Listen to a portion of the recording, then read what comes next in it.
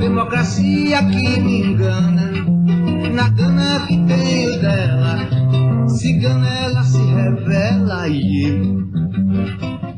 Olá, companheiros, eu sou a Nancy, estou aqui com o companheiro Gabriel e esse é o Pode Ocupar, o podcast do setor de formação do MTST. Hoje nós vamos falar de democracia. Mas o que é democracia? Será que é só ir votar a cada 2 anos? Vamos pedir ao nosso companheiro Hélio uma pequena aula para contar para a gente, afinal de contas, o que é essa tal de democracia. A democracia é uma palavra de origem grega que comumente é traduzida como poder do povo. Ela nasce como uma forma de governo em que todos os cidadãos podiam participar das decisões sobre os rumos da cidade. Todos os assuntos que diziam respeito à vida pública eram decididos pelos cidadãos reunidos em praça pública. Por exemplo, onde construir casas, onde fazer hospitais, onde reformar escolas, onde construir lugares de lazer. Na democracia grega, tudo isso era decidido pelos cidadãos. Entretanto, acho que vale destacar, nem sempre a democracia foi um valor defendido pela maioria das pessoas. Depois de ter surgido na Grécia, ela demorou a ser retomada como uma forma de governo. É só no século XX que ela reaparece como um valor que realmente passa a orientar a política institucional. Nesse sentido, muito esforço foi gasto até hoje, e continua sendo, para tentar descrever e definir melhor o que realmente significa democracia. Talvez a ideia mais comum que vem à nossa cabeça quando se fala em democracia é o direito de votar. Nos últimos anos, no Brasil em particular, parece que democracia é quase sinônimo de voto. Não é à toa que o modo comum de pensar a democracia tem sido aproximá-la do direito ao voto. Mas talvez antes de continuar nesse caminho, vale a pena a gente voltar um pouquinho lá nos gregos, né?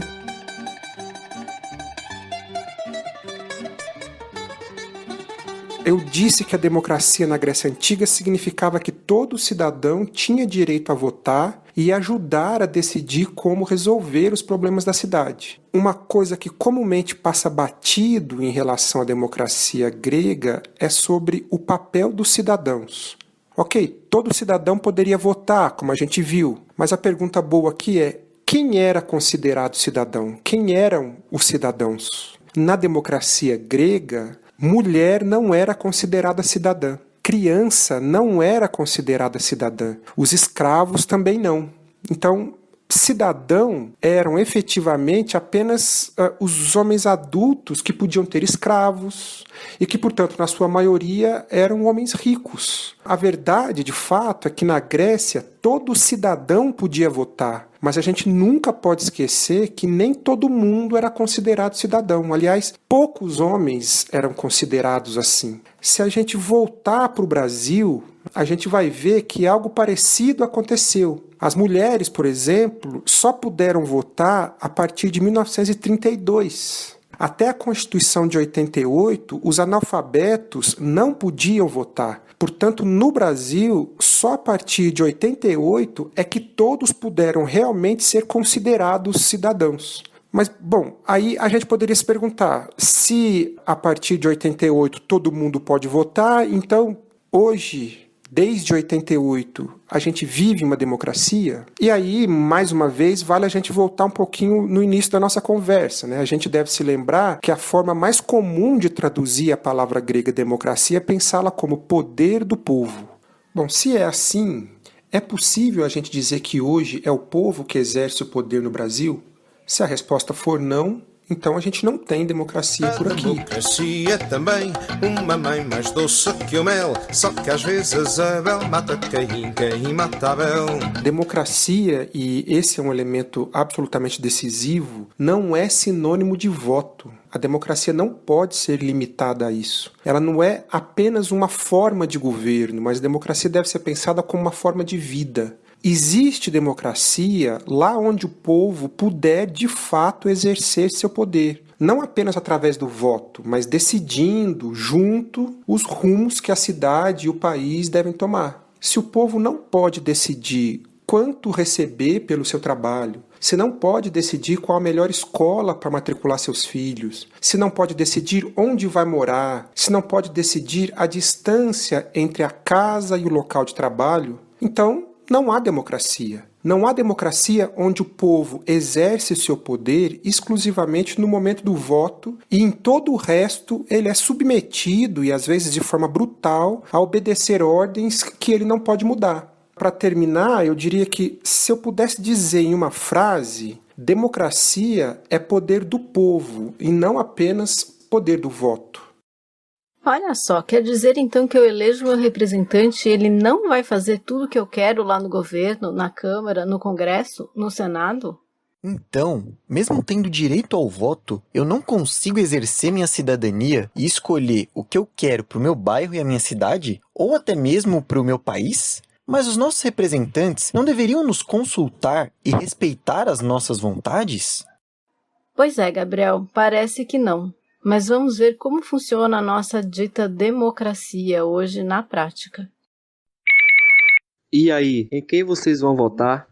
Observamos que na região tem muitas visitas de políticos.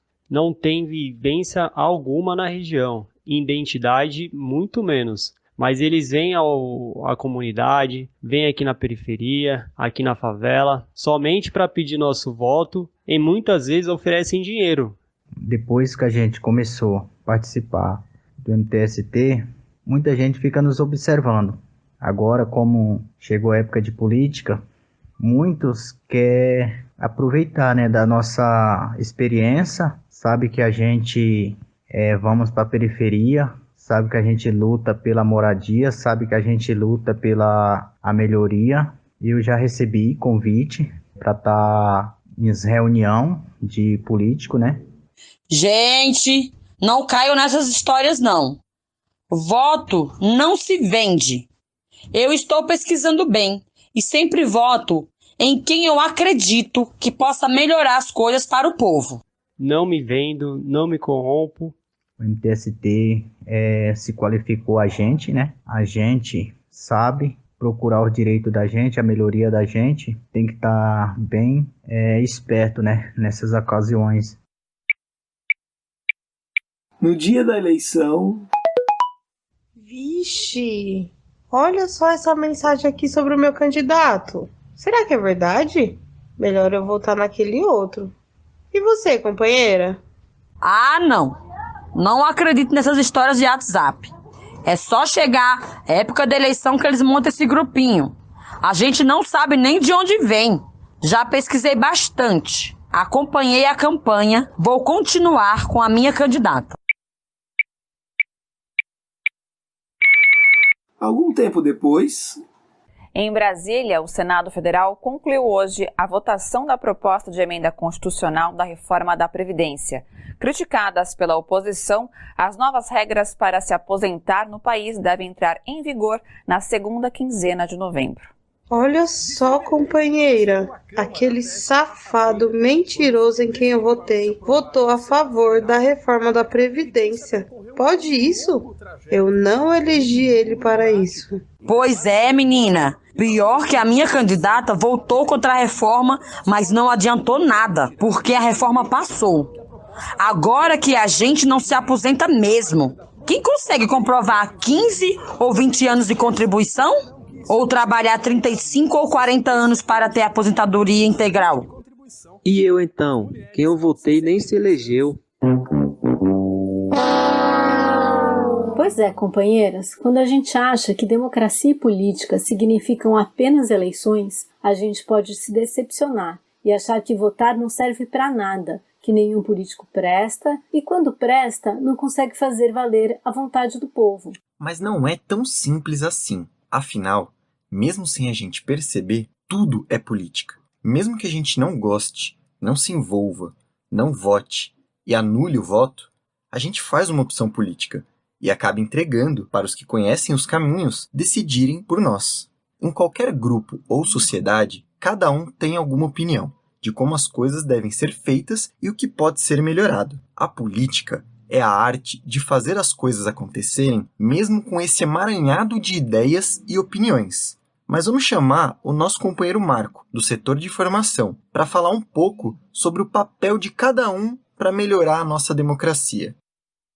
É isso mesmo, Gabriel. Se o povo quer melhorar sua vida e construir uma sociedade mais igualitária e democrática para todos e todas, precisa participar da política. Não pode abandoná-la nas mãos de quem vai utilizar o poder político e os espaços de decisão sobre a vida coletiva para satisfazer suas necessidades pessoais ou de um grupo seleto de banqueiros e grandes empresas. E para isso, é preciso sim votar com consciência sobre as propostas e o histórico de um candidato e do seu partido. Mas isso não basta. É preciso também acompanhar as decisões e as políticas implementadas pelos vereadores, deputados, senadores e pelos chefes do executivo, como prefeitos, governadores e presidente. É preciso cobrar, denunciar e protestar quando for necessário.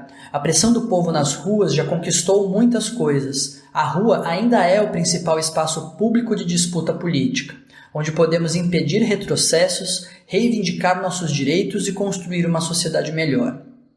Além disso, é possível participar de espaços de tomada de decisão sobre questões que dizem respeito à comunidade, ao bairro, à cidade ou mesmo ao país, como é o caso dos conselhos, comissões e comitês, que servem justamente para que a população participe de decisões que afetam a coletividade. Por exemplo, temos o Conselho Nacional de Saúde, o Conselho dos Direitos Humanos e da Educação, ou também a Comissão de Combate ao Trabalho Escravo e a Comissão de Combate à Discriminação à População LGBT.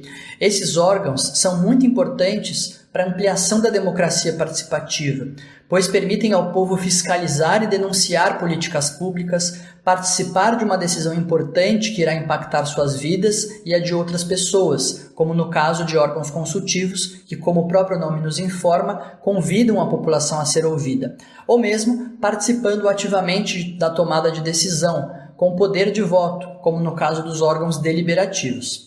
Não sei se vocês se lembram, mas no ano passado, Bolsonaro tentou extinguir por decreto uma série desses órgãos de participação popular em mais uma demonstração de que a sua política não é guiada pelas necessidades da população e para a ampliação da democracia. Mas a sua investida autoritária, felizmente, foi barrada pelo STF, que julgou a ação inconstitucional. E você? Como tem atuado nos diferentes canais de participação e luta social? Se a política não serve para outra coisa, senão melhorar a vida da população, precisamos ocupá-la e colocá-la efetivamente a serviço das necessidades e dos direitos do povo. É o pior de todos os sistemas, com exceção de todos os outros.